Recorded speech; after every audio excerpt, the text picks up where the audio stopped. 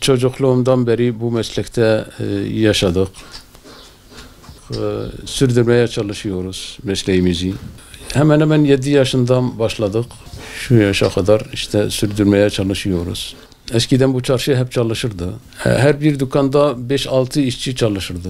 Ama şimdilik işte el emeği karşılığı edilmediğinden dolayı millet bırakıyorlar, başka işlere yönleniyor. Bir de fabrikasyon çıktı, bu taklitler çıktı. Mesleğimizi biraz etkiledi.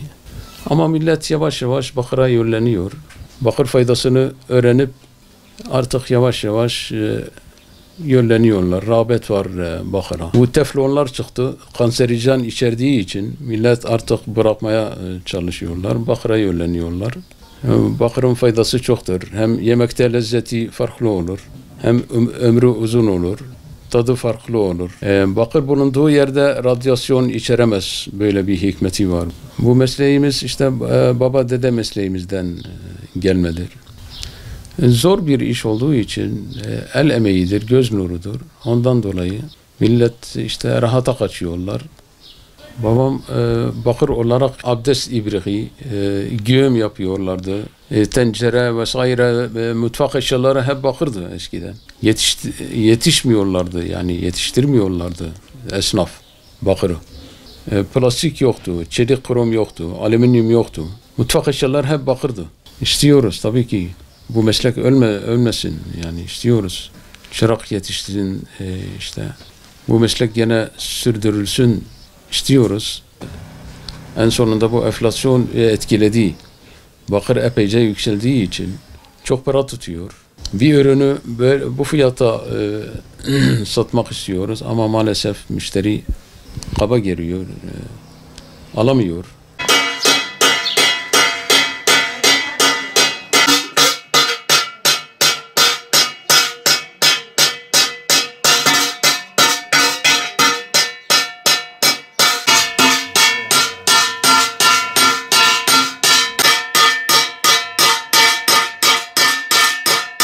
Üç kuşaktır bu işi yapıyoruz. Dedem, babam, bir de biz devam ettireceğiz bu mesleği. Bu bakırcılık işini bir aile olarak yapıyoruz. Mardin'de olarak bir tek bir aile yapıyoruz.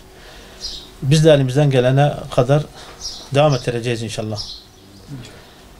Önceden bu çarşıda 1500 işçi çalışırdı. Şimdi parmakla gösterecek kadar usta kaldı. Biz de istiyoruz ki çocuklarımıza öğreteceğiz, devam ettireceğiz bu mesleği. Ben bu işte 35 yıldır bu işteyim. Babam bana öğretti bu mesleği. Devam ettiriyorum. Bakırcılık eski çağlardan beri kullanılıyor. Hazreti Süleyman'ın kıssasında bu bakır da geçiyor. Bakır kazanlar geçiyor. Peygamber Efendimiz de bakırı kullanırdı. Tavsiye ederdi bakır kullanmayı. Onun için biz de bakır kullanmayı seviyoruz. Evde bizim kapkacı eşyalar bakırdır. Satış durumu şimdi normaldir yani. Ham maddeler çok yükseldi, emtialar çok yükseldi bu bir yıldır. %100 bakıra zam geldi ham maddeye. Yani şu anda çoğu müşteri gelip soruyor gidiyor. Alamıyor da bazı müşteri. Almak istiyor ama alamıyor. Bakıra ilgi olarak normal ilgi var. Yoğun ilgi eskisi gibi değil. Yoğun ilgi olurdu. Ama pahalı olduğu için şimdi yoğun ilgi yok. Normal. Çırak yetiştirme durumu. Kimse sıcak bakmıyor bu mesleğe. Fazla karı olmadığı için. Yetişmesini istiyoruz tabii, bu meslekler ölmesin. Bu bizim kültürümüzdür, yaşayan kültürümüzdür. Her milletin kendi kültürüyle adlandırılır, isimlendirilir. Yani bir kültür olmazsa millet de yok. Geçmişi olmazsa yok yani. Sanatkara tam destek verilsin ki bu işi yürütsün. Avrupa ülkelerinde olsaydı bu meslek yani çok kayda değer bir yere varacaktı. Yani onlar bu tür mesleklere çok ilgi gösteriyorlar. Sanatkara tam destek gösteriyorlar. İstiyoruz biz de tam destek çıksınlar, böyle güzel tanıtımı yapılsın bu bakırın.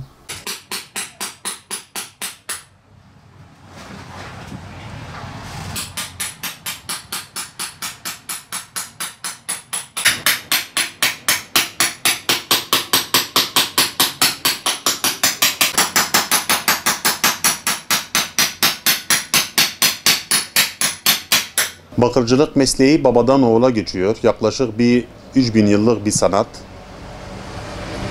Eskiden bütün kapkacaklar, mutfak eşyaları, duvar süsleri, her şey bakırdandı.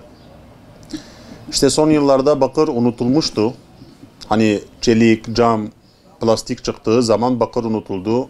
Haliyle çırak yetişmedi. Ben babamın elinin altında yetiştim. O da onun babasının elinin altında yetişti. Yani anlayacağınız babadan oğula geçiyor. Son yıllarda daha çok süs eşyasına döndü bakırcılık mesleği.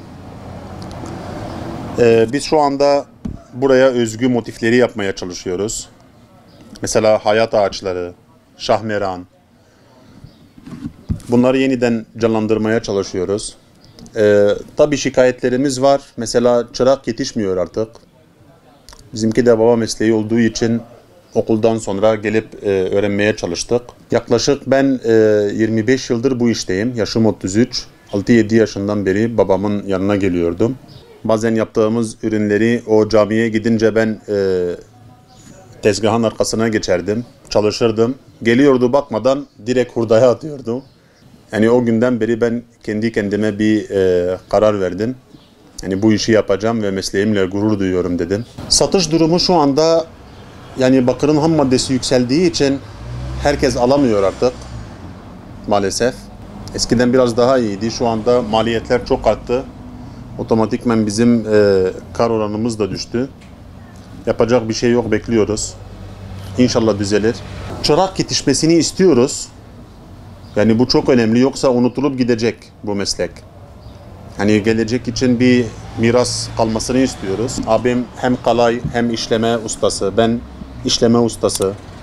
Yani elimizden geldiği kadar yapmaya çalışacağız.